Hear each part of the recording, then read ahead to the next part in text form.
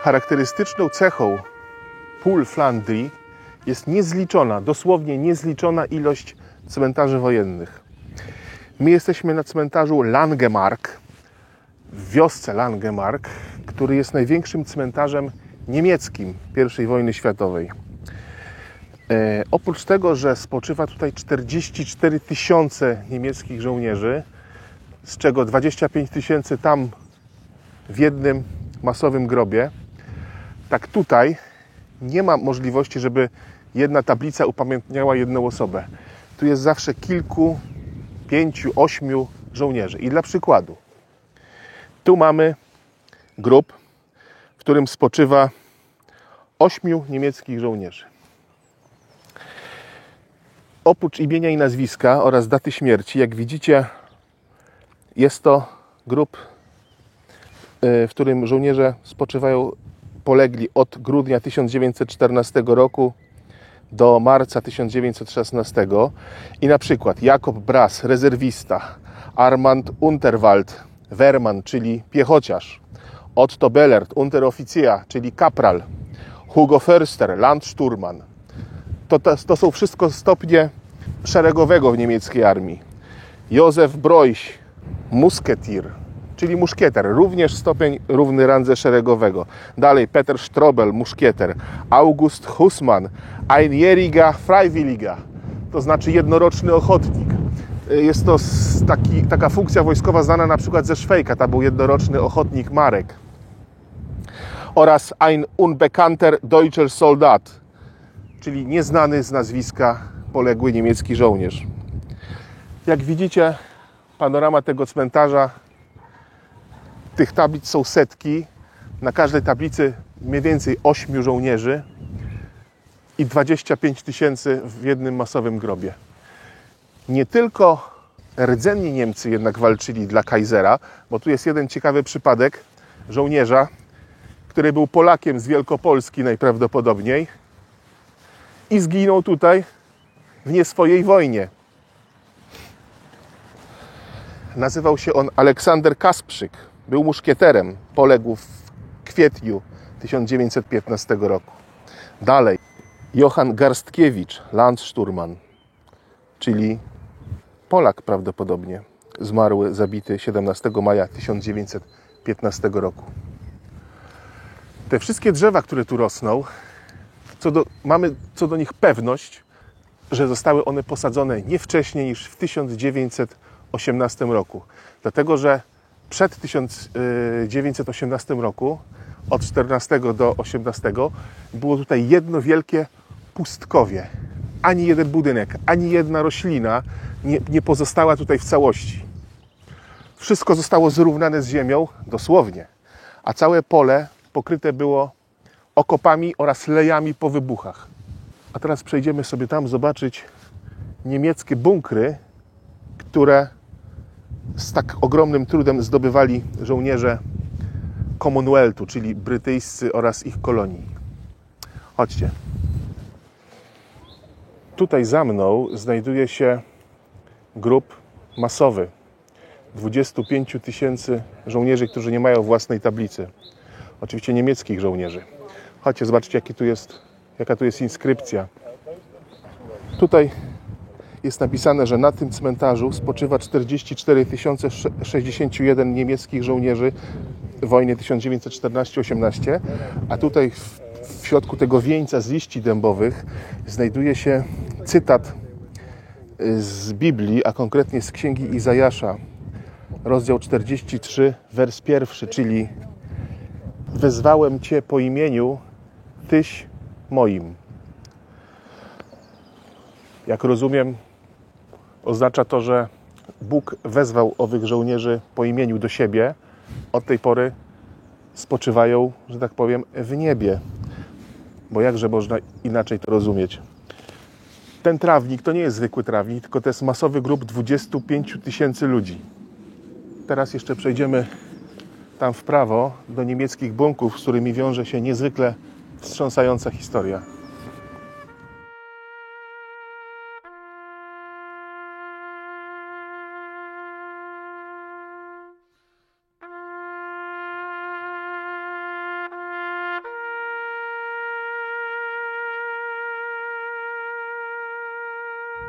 tej części cmentarza na nagrobkach jest już po 16 nazwisk, gdyż inaczej, gdyby zastosować angielską metodę i umieszczać jedno nazwisko na grobie, nawet oprócz tych 25 000, to cmentarz ciągnąłby się aż po horyzont, aż do Ypres. Tutaj widzimy bunkry.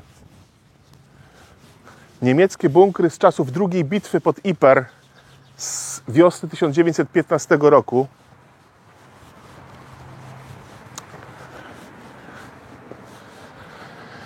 Niemcy znakomicie się okopywali, budowali umocnienia z betonu, schrony pod ziemią betonowe, po to, żeby potężny brytyjski ostrzał nie spowodował ich zawalenia się, gdy żołnierze się kryli. Czasami ostrzał trwał 7 albo 14 dni. Natomiast tutaj, gdzie stoimy, była linia niemieckich okopów i to tutaj po raz pierwszy w historii użyto gazów bojowych. A konkretnie 22 kwietnia 1915 roku był taki wiatr jak dzisiaj w kierunku angielskich linii, czyli w tamtą stronę. Niemcy odkręcili zawory 6000 butli z gazem. Tym gazem był chlor, który powodował w mniejszych dawkach potężne łzawienie oraz kichanie i kaszel. W większych dawkach powodował on powstawanie płynu w płucach i żołnierze dusili, krztusili się na śmierć, nie mając znikąd ratunku. A ponieważ było to pierwsze użycie gazów bojowych, nikt po przeciwnej stronie brytyjskiej nie wiedział, z czym ma do czynienia. Nie był wyposażony w maski przeciwgazowe. Oni po prostu zobaczyli taką biało-żółtą chmurę idącą na nich z niemieckich pozycji. Być może myśleli, że to jest zasłona dymna. Kilkuset żołnierzy nie przeżyło tego ataku. Większość była porażona, ale w końcu doszła do siebie. Albowiem chlor wywołuje reakcję natychmiast i ofiara jak najszybciej stara się uciec. W przeciwieństwie na przykład do fosgenu, którego objawy zatrucia pojawiają się dopiero po kilku godzinach, kiedy jest już za późno na ratunek. Ale fosgen był używany później. Natomiast również tutaj, pod Ypres, Niemcy po raz pierwszy użyli gazu musztardowego, zwanego od nazwy miasta iperytem, który jest środkiem parzącym i nie działa przeciwko niemu żadna maska gazowa, ponieważ on wypala powierzchnię, z którą się zetknie. I w przypadku, gdy żołnierz niechcący zacznie wdychać ten gaz, on wypali mu uważaj, bo są schody za tobą. Gaz ten wypali mu od wewnątrz płuca. No trudno, żeby wypalił od zewnątrz. I bardzo często było tak, że w lejach po bombach albo na dnie okopów były takie całe połacie iperytu, który jest cięższy od powietrza, więc zawsze skupia się na dole. I żołnierz, który nieświadomy tego, na przykład schylił się po broń, po bagnet, albo żeby pomóc koledze, od razu ginął. Żeby to było od razu, on ginął po kilkunastu godzinach, wypluwając powoli swoje spalone płuca.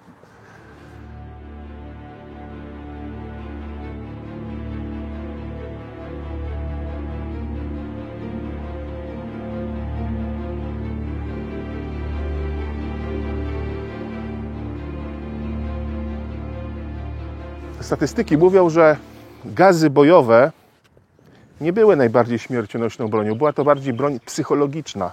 Najbardziej śmiercionośny wśród nich był fosgen, duszący, powodujący powstawanie płynu w płucach i duszenie się po prostu tym płynem, którego nie można było odkaszlnąć.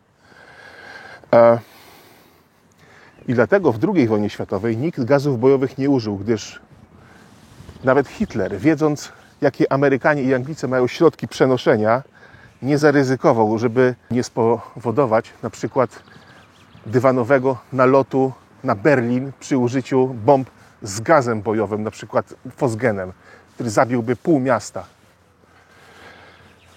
I to tutaj niestety rozpoczął się ten mroczny okres w historii działań wojennych, a wszystkiemu winien był niejaki Fritz Haber, niemiecki fizyk, niemiecki chemik, który wymyślił owe pierwsze gazy bojowe. Jego prace później doprowadziły również do powstania cyklonu B, którego podstawą był cyjanowodór, znany Wam oczywiście z okresu II wojny światowej. I jeszcze jedna ciekawostka. To tutaj, dokładnie tu, Niemcy po raz pierwszy użyli również potwornej, przerażającej broni, czyli Flammenwerfera, miotacza ognia. Anglicy również nie wiedzieli, kim jest ten facet idący z taką wielką butlą na plecach i z dziwną rurą, ale jak odpalili, wywoływali prawdziwą panikę i przerażenie w brytyjskich szeregach.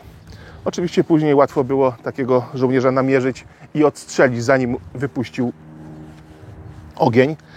I taki trafiony żołnierz niestety ginął we płomieniach spowodowanych przez wybuch ładunku na jego plecach.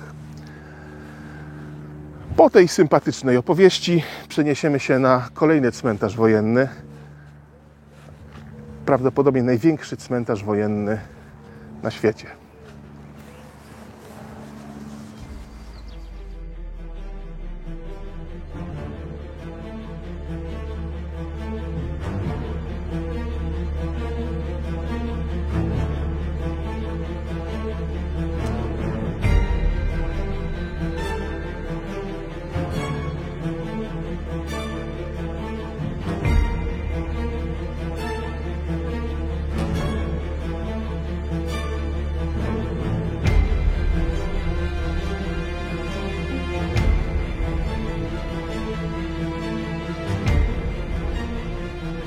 To, co nas otacza, to jest Tyne-Cot Cemetery, czyli cmentarz wojskowy Tyne-Cot obok wioski Passchendaele we Flandrii.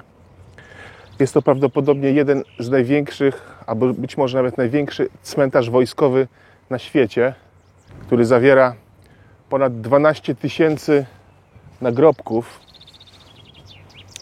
Natomiast, co ciekawe, tu jest całe mauzoleum poświęcone żołnierzom zaginionym w czasie I wojny światowej, ponieważ w Ypres zbudowano słynną Menin Gate, czyli tą bramę Menin, na której jest wyrytych 54 000 nazwisk żołnierzy, których nigdy nie odnaleziono, ale jak się później okazało po zliczeniu, to jest tylko niewiele więcej niż połowa zaginionych. Więc tutaj musiano dobudować ten półokrągły obelisk, na którym wyryto pozostałe 34 000 nazwisk zaginionych alianckich, brytyjskich żołnierzy. Tutaj w tym rejonie, w którym jesteśmy, jak widzę po datach, spoczywają Brytyjczycy, którzy polegli w październiku i listopadzie 1917 roku w czasie najkrwawszej pojedynczej bitwy w historii ludzkości, bitwy pod Passchendaele, która rozgrywała się właśnie w październiku i listopadzie roku 17. I spójrzmy na przykład na dowolne nagrobki. Tu jest żołnierz bezimienny. Tu jest na przykład szeregowy J.A. Brown. Tu jest znowu nieznany żołnierz Wielkiej Wojny. Nawet nie wiadomo, kiedy zginął. Kolejny bezimienny grób. Tu jest starszy szeregowy, czyli Lance Corporal C.J. Hawke z Nowej Zelandii. Poległy 12 października 1917 roku. Jak widzicie, nie tylko Anglia, nie tylko Szkocja, nie tylko Irlandia, ale również Australia, Nowa Zelandia i Południowa Afryka, albo też i Indie. Cała wspólnota brytyjska wysyłała swoje najlepsze dzieci, żeby tutaj ginęły zupełnie bez celu. W walce o kilkukilometrowy fragment błota zginęło 800 000 ludzi. Była to wojna na wyniszczenie. Chodziło o to, żeby Niemcy stracili więcej ludzi niż my. Więcej pocisków, żeby musieli wystrzelić. Żeby więcej musieli wyprodukować armat.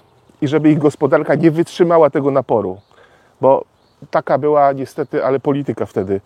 Nie dało się przełamać frontu, więc chodziło o to, żeby po prostu zmusić przeciwnika do tego, żeby się załamał i poprosił o pokój. Na niektórych grobach, jest ich tylko kilka, więc bardzo trudno jest je znaleźć, widnieje inskrypcja VC, czyli Victoria Cross. Jest to najwyższe odznaczenie brytyjskie, jakie można otrzymać również dzisiaj. Tylko kilku facetów otrzymało je po II wojnie światowej, głównie ci, którzy odznaczyli się w Afganistanie. Natomiast tutaj leży kilku, bądź też kilkunastu ludzi, którzy otrzymali pośmiertnie Krzyż Wiktorii, na przykład za taką akcję, jak facet pobiegł sam przeciwko niemieckiemu gniazdu karabinów maszynowych albo bunkrowi, ominął strzelające w niego karabiny maszynowe i bagnetem zadźgał całą załogę karabinu maszynowego, po czym z tym karabinem ruszył do natarcia, zdobył kolejne gniazdo karabinów maszynowych i podczas tego drugiego ataku zginął. Czyn wymagający wręcz szalonej odwagi. I później rodzina tego takiego żołnierza otrzymuje Krzyż Wiktorii najczęściej z rąk samego króla albo królowej. Tutaj groby są ułożone w takim pięknym porządku, ale niektóre, widzicie, są jakby pojedyncze. To dlatego, że te groby pojedyncze, takie nieregularnie ułożone, to są groby, które były pierwsze tutaj na tym cmentarzu. Tych żołnierzy, którzy zostali tutaj odnalezieni i pochowani bezpośrednio po bitwie. Na przykład strzelec Orrow, który zmarł już praktycznie w czasie czwartej bitwy pod Yper, w czasie niemieckiej ofensywy na wiosnę roku 18. Albo strzelec Thompson, który również zmarł 21 marca 18 roku. Zginęli prawdopodobnie obok siebie. Czasami rodzina zabitego żołnierza prosiła o to, żeby wyryć pewien specjalny napis na nagrobku, żeby upamiętnić swojego syna lub męża. I tutaj mamy taki przykład. Kochającemu mężowi oraz ojcu, najdroższemu, oraz wspaniałemu przyjacielowi, który zostawił nas tutaj samych.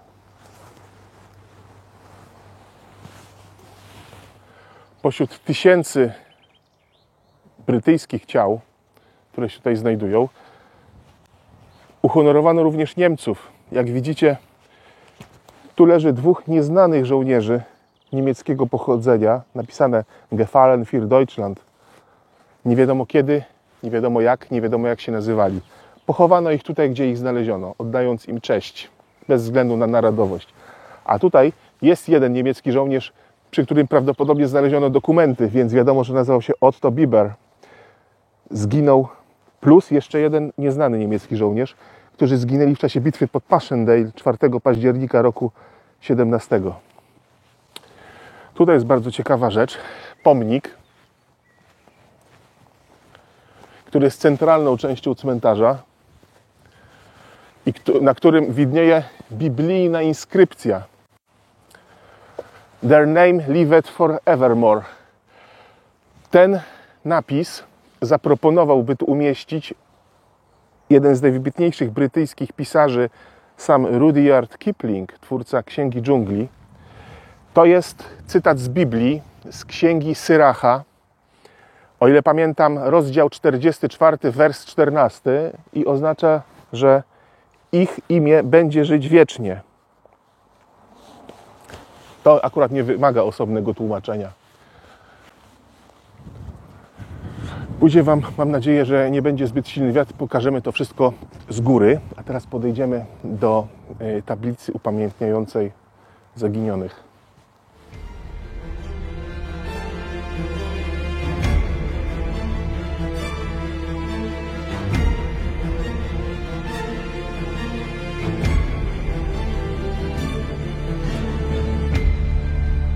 Tutaj na tym półkolistym murze wyrytych jest kolejnych 34 000 nazwisk żołnierzy zaginionych, takich, o którym nie wiadomo, czy żyje, czy zmarł. Tych, których ciał nigdy nie odnaleziono, bo prawdopodobnie utopili się w otaczającym Passchendaele, morzu błota. Ktokolwiek wpadł w błoto, już się nigdy nie wydobywał, ponieważ nawet koledzy nie mogli mu pomóc z uwagi na ostrzał niemieckich snajperów. Również ofiary wybuchów artylerii z bliskiej odległości, która powodowała zerwanie na przykład munduru oraz wszelkich dokumentów, powodowała, że żołnierz był nie do rozpoznania. Tak jak już mówiłem, na Menin Gate jest 54 000, tutaj jest prawdopodobnie 33 000, razem 87 000, tam jest 54, tu 35, 89 000 samych zaginionych w bitwie pod Ypres. Samych zaginionych, nie licząc zabitych i rannych. Łącznie ofiar ich było po stronie brytyjskiej i niemieckiej 1 400 000, co sprawia, że Ypres jest najbardziej krwawym miejscem w historii całej ludzkości. Nigdy wcześniej i nigdy później na tak małym obszarze, w tak krótkim czasie nie zginęło więcej ludzi. I tutaj pierwszy z brzegu przykład. Duke of Wellington Regiment, czyli pułk księcia Wellingtona. I idziemy stopniami. Tu akurat są upamiętnieni sami szeregowcy. Private i nazwiska alfabetycznie. Tu mamy Border Regiment, czyli regiment ochrony granic.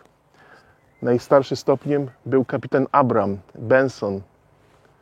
Dalej second lieutenant, podporucznik, sierżant, młodszy sierżant, kapral. Potem jest lance corporal, czyli starszy szeregowy i dalej już sami szeregowi. I tak można by w nieskończoność odczytywać te nazwiska. Tutaj przybywają pielgrzymki z Wielkiej Brytanii, z Australii, z Kanady głównie, z Nowej Zelandii. To jest dla tych ludzi, żebyście uświadomili sobie, co to znaczy, to jest Katyń i Powstanie Warszawskie połączone, jeśli chodzi o liczbę ofiar i emocji, które towarzyszą rodzinom. Szczególnie dla Kanadyjczyków to miejsce jest trudne, bo tutaj zginęło ich najwięcej w całej historii państwa kanadyjskiego w bitwie pod Passchendaele, o której Wam opowiemy w jednym z kolejnych odcinków.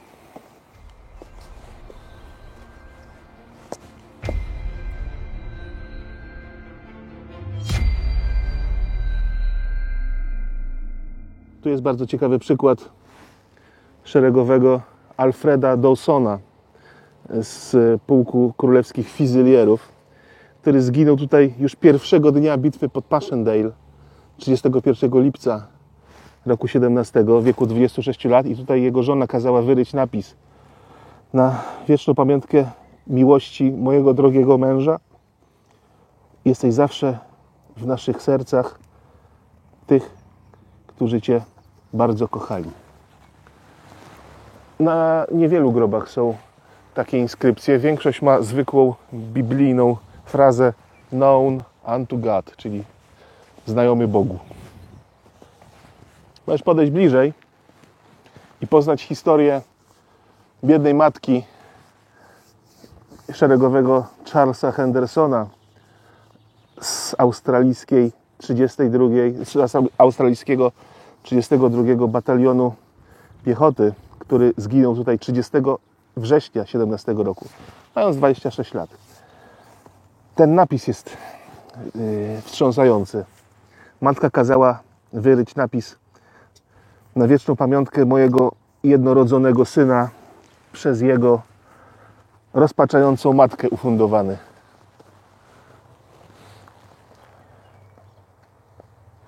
Tutaj jest kolejny ciekawy napis na grobie szeregowego Alberta Ernesta Baldry, również Australijczyka. Tu napisano: do zobaczenia, do momentu, aż dzień wyłoni się, a cień odejdzie na zawsze. Przepraszam za te mało poetyckie tłumaczenie, ale jesteśmy tylko skromnymi podróżnikami. Tutaj z kolei leży Walijczyk R.D. Williams z królewskiego pułku Fusylierów, który zginął 5 stycznia 18 roku, mając 22 lata. Zobaczcie ten napis. On jest po walijsku. W związku z tym nikt na świecie nie jest w stanie tego przetłumaczyć. Nawet Google. Tu spoczywa porucznik C. Barry z Królewskiego Regimentu Irlandzkiego i Królewskiego Korpusu Lotniczego, czyli był lotnikiem. Był porucznikiem, lotnikiem i miał 20 lat, gdy zginął.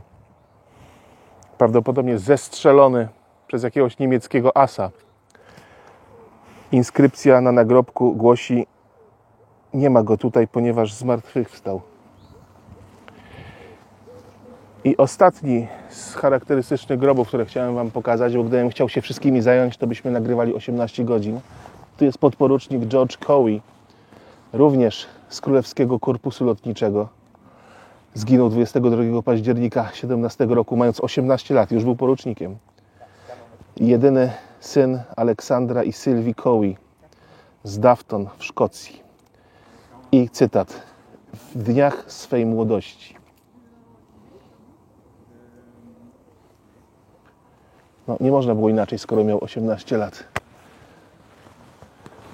Szalona polityka brytyjskiego rządu, również francuskiego, i takich rzeźników jak Haig czy Rawlinson wysyłała na śmierć nie tylko całe miasta, ale całe regiony brytyjskie.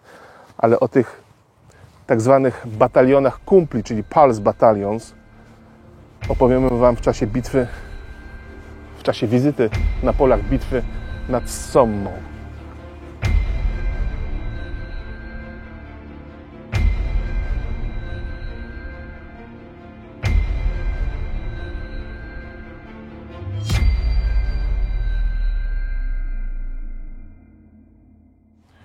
Cmentarz Tyne-Cot założono tutaj, ponieważ tutaj było najwięcej zwłok. Akurat w tym miejscu nagromadziło się tych zabitych żołnierzy najwięcej z uwagi na to, że tu toczyły się krwawe walki, wyjątkowo krwawe walki, nawet jak na bitwę pod Passchendaele, o niemieckie umocnienia. Tutaj dwa bunkry widzimy, tam jest jeden, tu jest drugi. Widzicie, jakie obrażenia odniósł ten bunkier z powodu ostrzału artyleryjskiego, a i tak nie został całkowicie zniszczony. Tu siedzieli Niemcy, tu mieli karabiny maszynowe w tych stanowiskach ogniowych, bardzo wąskich, po to, żeby nie można było nic wrzucić do środka.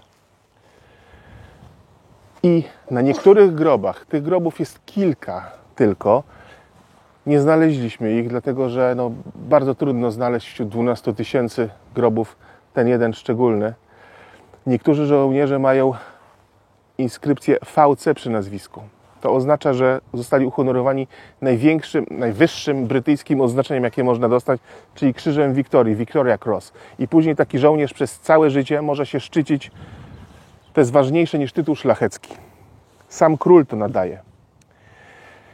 I ja czytałem kilka historii o żołnierzach, którzy pośmiertnie otrzymali krzyż Wiktorii. To były sytuacje typu, że żołnierz sam szedł na niemieckie karabiny maszynowe, wrzucił granat właśnie w taki otwór, zabił załogę, zdobył karabin maszynowy, obrócił go przeciwko Niemcom i tym samym utorował swojemu plutonowi drogę do dalszego natarcia. Tego typu sytuacje. A potem oczywiście ci żołnierze najczęściej ginęli, bo giną najczęściej ci, którzy są zbyt odważni. I myślę, że to byłoby tyle z cmentarza Tyne-Cot. Jeszcze tylko pokażemy Wam trochę z góry i udajemy się w dalszą podróż po straszliwych polach rzezi wokół Ypres.